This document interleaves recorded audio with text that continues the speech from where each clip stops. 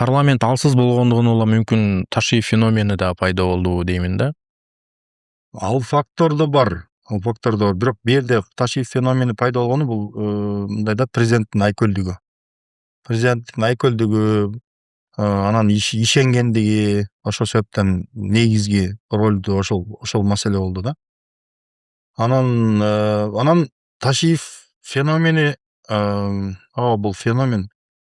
Бул мисалы мен эң жаман көргөн сөзүм эки дос эле деп атышат да, эки дос, анан кийин ал мамлекеттик башкарууда дос, анан тиги өкүл бала, өкүл ата деген маселе болбош керек. Мамлекеттик башкарууда Эшматов бар, Ташматов бар, ар кимдин өзүнүн аткарган милдеттери бар, болду.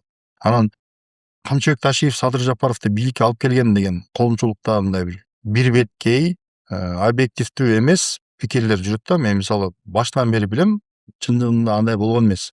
Садыр Жапаровдун, тескерисинче Садыр Жапаровдун авторитетинин аркасы менен ошол Камчыбек Ташиев ошол кызматты алды. Ал киши бийликке келгенден кийин, отургандан кийин анан жана кызматты алды дагы, анан ошону монстрго айландырып жиберди да. Ошол мүмкүнчүлүктөн пайдаланып, анан ал шефтин досу да деп эч ким дагы ага катуу айта да албайт, президентке барып объективдүү пикирди да айта албайт, чочулайт да. Мисалы мен деле жайда президент менен жолуктум, көп нерсени айткым келди, бирок мен айта алган жокмун.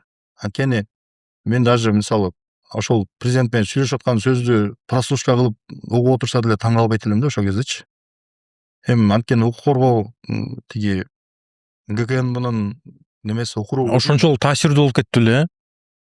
Эми ошентип ошондой ой келген да, мисалы магачы. Мен азыр бир нерсени айта турган болсом, эртең угуп алып анан сен эмне тиги жака президентке кирип алып эмне деп атасың деп мени куугунтуп атасың деген да ой келген да менде магачы. Сөздүн ачыгы.